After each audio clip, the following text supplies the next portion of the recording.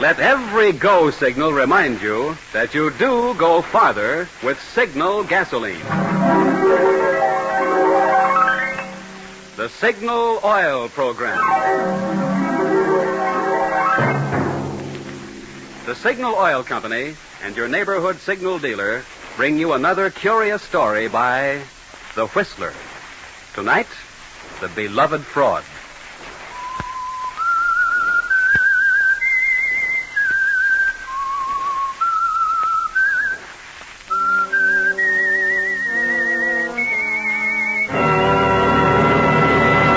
I am the Whistler, and I know many things, for I walk by night. I know many strange tales, many secrets hidden in the hearts of men and women who have stepped into the shadows. Presently, I'll tell you of nameless terrors they dare not speak.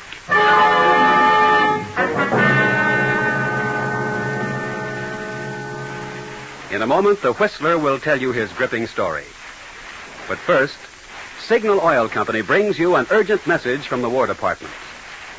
Smokeless powder for explosives, thousands of tons of it, are needed daily on the battlefronts. But do you know that 60% of all smokeless powder is made from pulpwood, the same pulpwood used to make paper? That's why Donald Nelson stated, the most critical raw material problem facing our war effort today is the shortage of all forest products, including pulpwood. It's why everyone on the home front is being asked to help by cutting down on the use and waste of paper. Uncle Sam suggests that you accept items from the store unwrapped whenever possible. Bring back paper bags for reuse and save every newspaper, magazine, carton, and especially brown wrapping paper for the salvage drive. You see, 700,000 items of war going overseas all need the paper you're being asked to save. Each 500-pound bomb, for instance, takes 12 pounds of paper. So when you save paper, however little it is, you're doing your part to speed vital weapons that will end the war sooner. And now, The Whistler.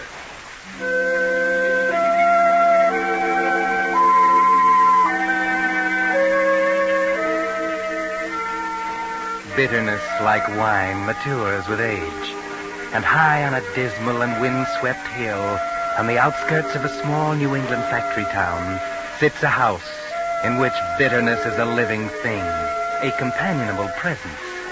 It's an old house, weather-beaten, run down, with perhaps a touch of its own bitterness, a silent lament for splendor long gone. There was a time back in 1905 when bitterness was young and splendor was still present, and the Woodford sisters sat in the comfortable parlor before the winter's fire and read poetry to each other. Emma, graying, commanding, the protector. Constance, the younger, timid, yielding. All poets use the skies, the clouds, the fields.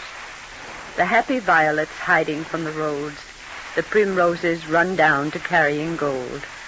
The tangled hedgerows where the cows push out impatient horns, intolerant churning mouths twixt dripping ash boughs. Hedgerows all alive with birds and gnats and large white butterflies. Constance. Oh, yes, Emma. Constance, aren't you interested? Yes, Emma. You've always been very receptive to the works of Mrs. Elizabeth Barrett Browning. You seem on edge. What's the matter? Nothing. Nothing really, Emma. Something's the matter. Don't lie to me, Constance. You've been fussing and fretting all day, peeking out the window. Oh, Emma, for pity's sake. Constance. I'm sorry, but I was only looking out the window. I thought perhaps Mr. Willoughby might be coming by. He usually passes about this time. And why should you be so interested in the mailman? Were you expecting a letter? You know I'm not.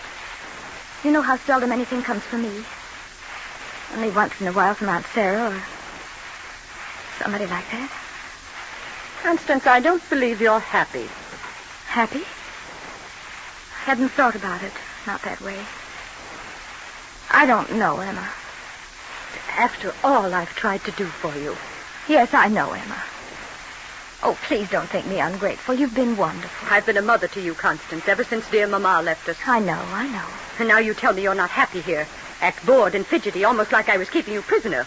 Always wanting to go out. But if only we went out just once in a while. If only for a walk in the village. It's not the fit place for ladies to walk unescorted. No, I suppose not. But we never have anyone to escort us, ever. Unless...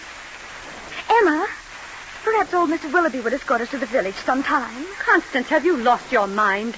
A postman. But he's a very nice old gentleman. He's the only person I ever see, except Dorothy. And I like him. The only people you ever see. The postman and our housekeeper. And what about me? Oh, you. Of course, you, Emma. I always see you. But you'd rather be with the others. Oh, yes, don't think I don't know how Dorothy brings you tea in your room and sits and talks.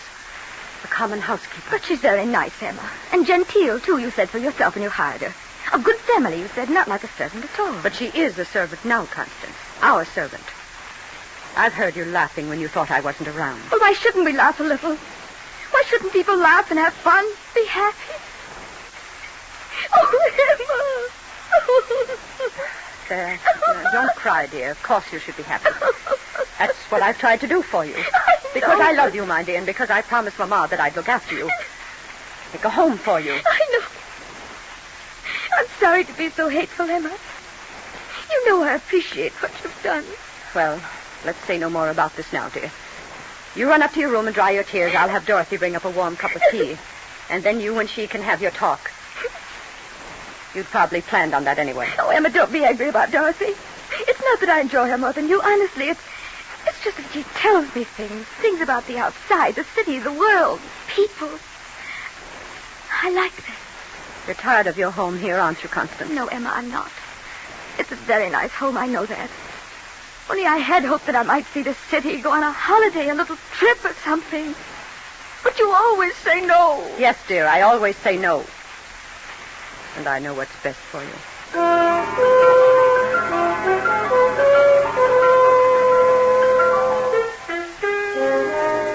Yes, Sister Emma knows best, Constance.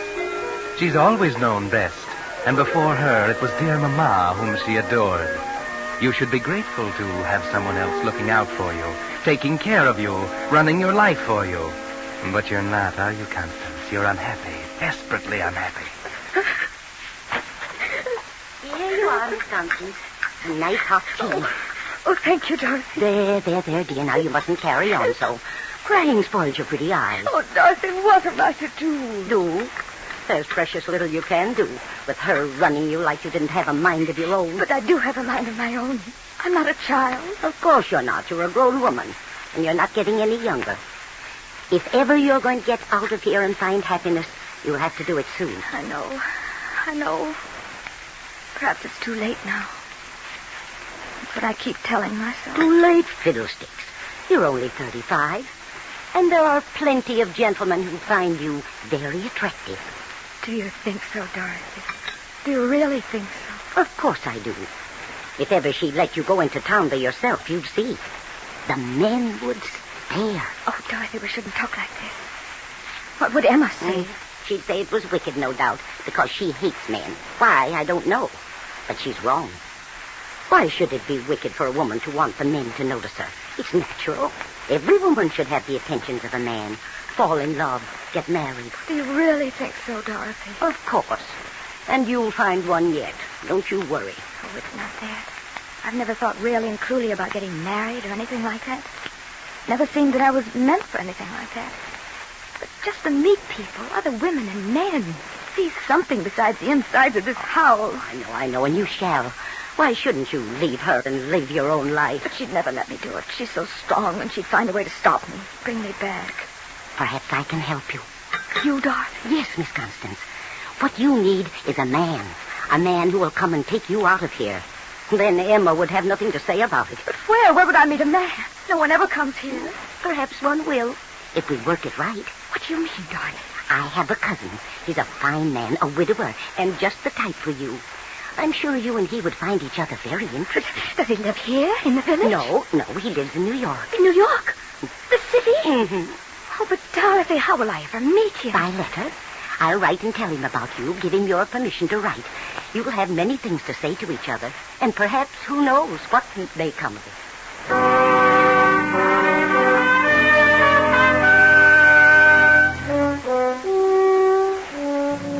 And that was the beginning, wasn't it, Constance? Remember how you waited for his first letter, half afraid that it would come, half fearful that it wouldn't? And then how you hid it until Emma had gone to bed, and then pored over every word again and again until after dawn. In a later one, he sent you his picture.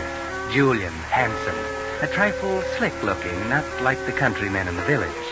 You sent him your picture and told Emma you'd misplaced it. And then after months came the letter asking you to marry him, telling you he was coming to the village to get you. And the last letter that day. You read it in the grape arbor and came running in to tell Dorothy. Dorothy! Dorothy! Constance, such noise. Emma! Oh, I thought you'd gone down to the grocer's. And this is the way you behave behind my back. What do you have there, Constance? A letter? Why? Oh, yes.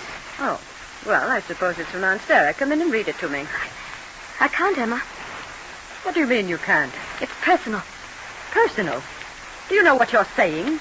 We have no secrets from one another. We never have.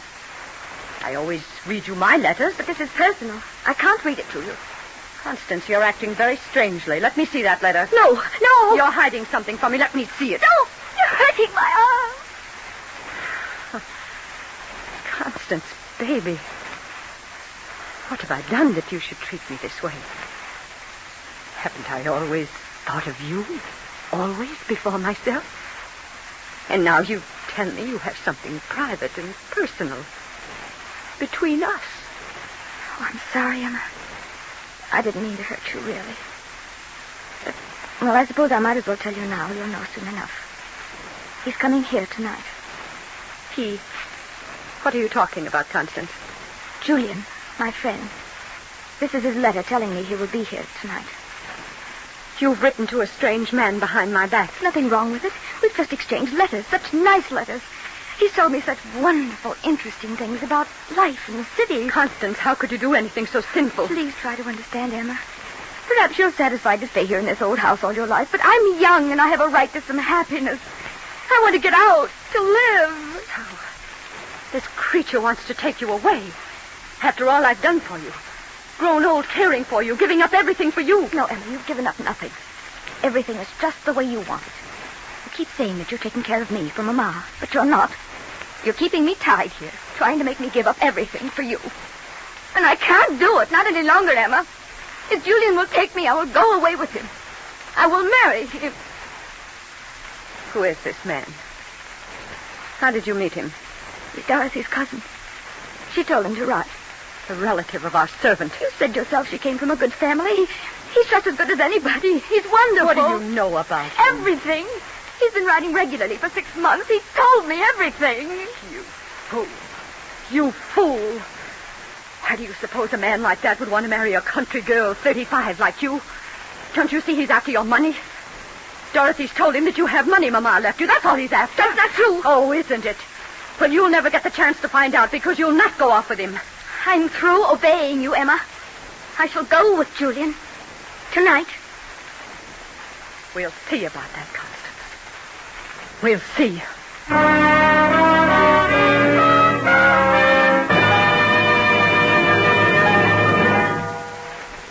You're listening to The Whistler, brought to you by your friend, the Signal Oil Company, marketers of famous Signal gasoline, your best buy today. Remember to let every go signal remind you do go farther with Signal gasoline.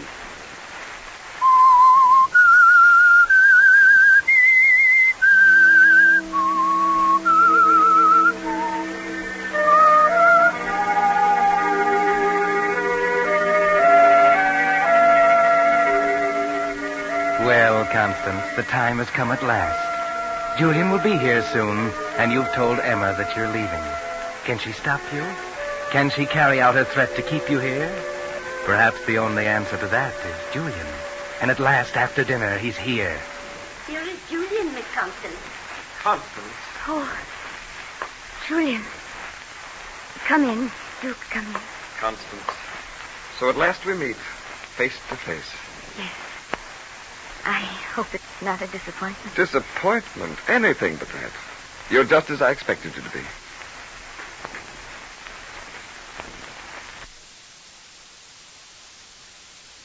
And what about me? Oh, yes. You're Just as I expected you'd be. But I interrupted something. You were tending the fire? No, I was burning your letters. Then you've regretted your decision, Constance. No, Julian. Then why? I warned you. It's Emma. She wants to stop us. She's upstairs hunting for these letters now. We shall leave anyway. She can't stop us. But she'll do everything she can. She'll stop at nothing. Some fiendish power I don't understand impels her. Yes, Constance. Go on. Julian. You are Emma? I am Constance's sister. Constance, if you haven't already done so, go pack your bags. I haven't packed. You would have seen and not questioned, son. I'll hurry. Come back here, Constance. What do you want? What? I want to talk to you once more. You must listen to me. This man does not love you, I know. Don't be a fool. Don't risk everything on this sudden wild impulse. Think of me. How lonely I'll be. This man wants your money. And what do you think he'll do with you when he finds you have none? But I do, Emma. Half of what my mom and papa left is mine. Yes, but I have control of it. You don't even know where it's kept. Did you think I would just give it to you? I don't care about the money, and neither does Julian. I'm going to pack. I won't be long. You'll only have to unpack, Constance. Constance and I are to be married, Miss Emma, with or without sisterly approval. I understand that to be your intention. Surely you can have no objection. She's not a child. She's 30. 35. 35. Yes. Constance has never been very practical or serious-minded. When Mama and Papa were killed in a train wreck many years ago, I realized Constance was in my charge.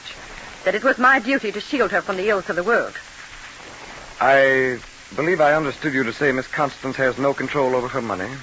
You understood correctly. Well, I'm not poor. No, far from it.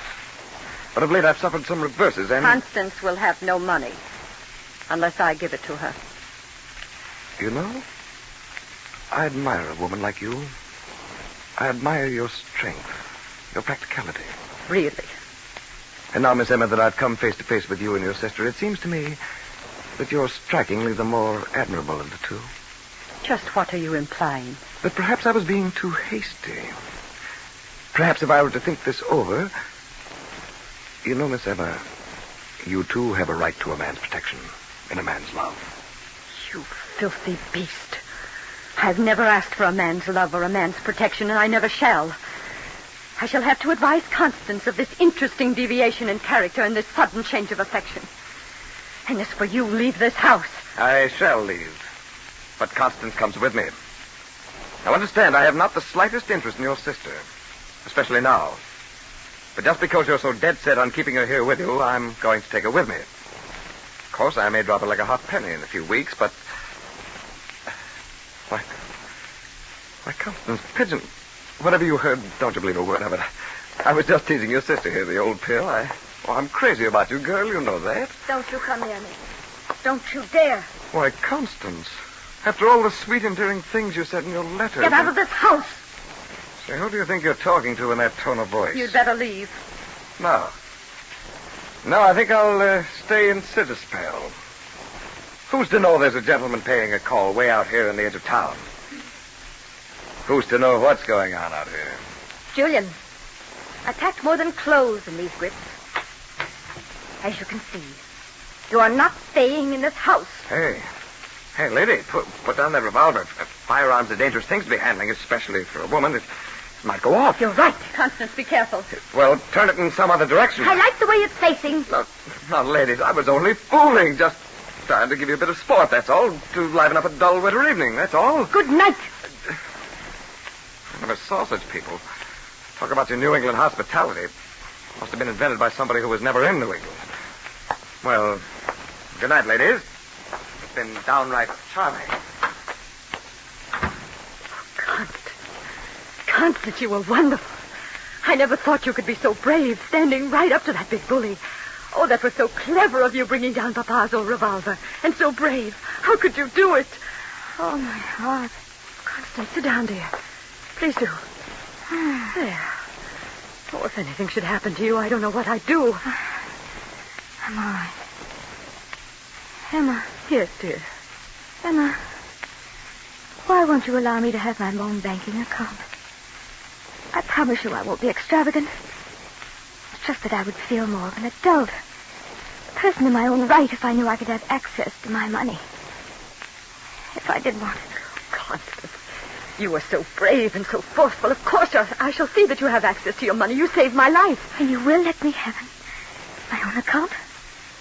The money isn't in the bank, Constance. It's not? No. It's right here. Right in the house. I wouldn't trust the bank. There might be a run on it someday. Julian might have searched the house. Taken it all. I know. I was frightened to death. Your facing him with the revolver was the only thing that saved us. But I have the money well hidden in a safe behind this picture of dear Mama.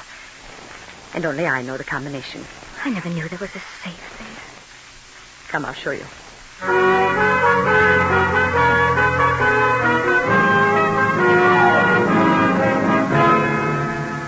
Emma, relieved of her fright, is more human than you've ever seen her, isn't she, Constance? She seems really happy as she goes to the safe and opens it. There it is. All there. You didn't know we were so wealthy, did you, little sister? How much is it, Emma? At my last count, it was a little over $250,000, including the bonds. Mama was so wise. She made Papa invest in only the safest things. So you see, All dear... right, ladies, if you'll just hand over the contents of that safe. You, Julian. I availed myself of your servant's entrance, Miss Emma. Informal, but practical. Constance, the revolver there on the floor. Get the revolver. I have the revolver now. Now it is my turn to give directions. Back against the wall, and let's not have a sound from you. Don't know who'd hear you way out here if you did yell. Constance, do something. Don't let him take our money. What'll happen to us? That's our security. Our future, our happiness. My security, my future and happiness, Emma. Don't worry, he's only taking my half. What do you mean? Julian and I planned the whole thing. Only we didn't know it was going to be this easy. I thought I'd have to draw the money out of the bank. It's much simpler this way. What are you saying, Constance? You can't know what you're saying. Oh, yes, I do know. I thought it would take a fight to make you part with my money. And I wrote Julian it would be a battle, and he suggested this little plot. You were happy, weren't you, Emma, when you thought Julian a thief and a rotter? You were gloating inside because you thought everything you had said was true. Constance, you must be out of your mind. Julian and I are going to travel all over the world. I'm going to live at last. I'm going to see things. The Lord will punish you, Constance. Oh, I've had my share of punishment, Emma. All the long, rotten years I've had to spend with you. I have your grips in the money, Constance. Shall we leave? Yes. Yes, Julian. Goodbye again, Miss Emma. Vile, unspeakable man. You vile, unspeakable woman. You'll be sorry, Constance. You'll regret this to the end of your days. I shall hate you. Hate you forever and ever. My hate will reach out for you wherever you are. You'll never be happy. Goodbye, Emma. Constance! Constance, how could you? Miss Emma, have they gone? You're the cause of this. After I gave you a home, a job, companionship, you did this to me. I could kill you.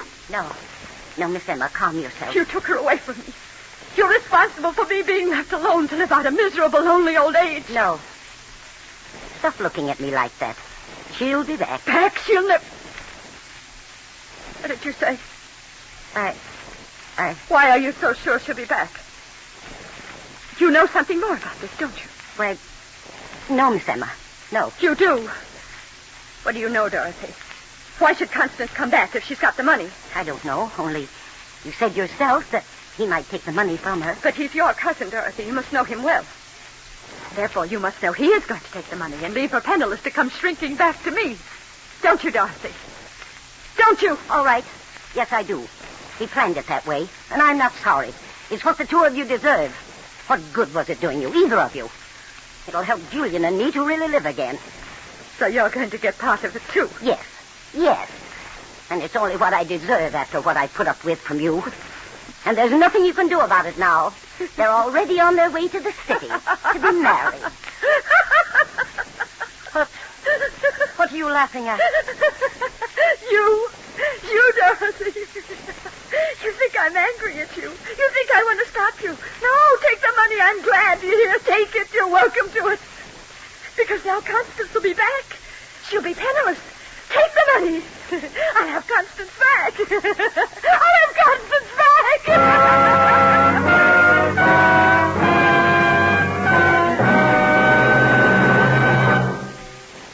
But that's not all of this strange story. In a moment, the Whistler will be back to tell you what really happened. And while we're waiting, here's the modern version of that old story about the lost horseshoe nail. Just one nail. But for lack of it, the shoe was lost. Then the horse, the rider, and as a result, the battle was lost. Well, this year Uncle Sam says 1 out of every 12 cars will be lost. That is, go off the road. Many of them because just one vital part has worn out, which can't be replaced today. That's why your signal dealer takes no chances of missing even one part when he lubricates your car. It's why he uses the famous signal safety chart, on which the maker of your particular car has indicated every lubrication point and the exact oil or grease it should have. Before your signal dealer returns your car to you, he checks every point against the safety chart, not just once, but twice. This double protection is Signal's way of assuring you that your car won't be the one in 12 that goes off the road because some vital part wore out from lack of lubrication. So if it's been 1,000 miles or 2 months since last lubrication, play safe. See your neighborhood Signal dealer for a Signal safety chart lubrication. And now, back to the Whistler.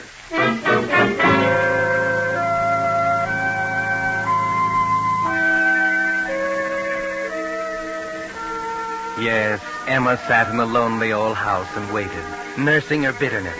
And down in the city at a small hotel, Julian stood at the desk, waiting for his bride and her money. Constance was upstairs, dressing for the wedding. It was scheduled to take place at the little church just around the corner within the hour. As the minutes went by and the time grew short, Julian became impatient. He went upstairs to the room looking for Constance. She wasn't there. On the table, he found a note. Dear Julian, I'm sorry to disappoint you, but you see I knew all along what you really wanted from me. I suppose it was deceitful to let you believe you were succeeding, but I needed your help to gain my freedom. Now that I have it, and the money, I thank you and wish you good luck. Goodbye, Constance. Julian knew what that meant. And after a time, so did Emma, sitting alone in the old house on the hill.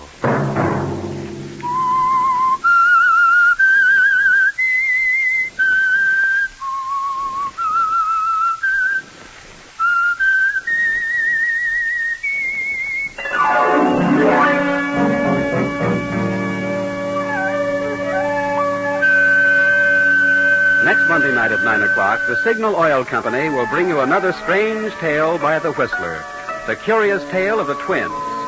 The Signal Oil program is broadcast for your entertainment by the Signal Oil Company, makers of Signal's famous Go Farther gasoline and motor oil, and by your neighborhood Signal Oil dealer, who is at your service daily to keep your car running for the duration.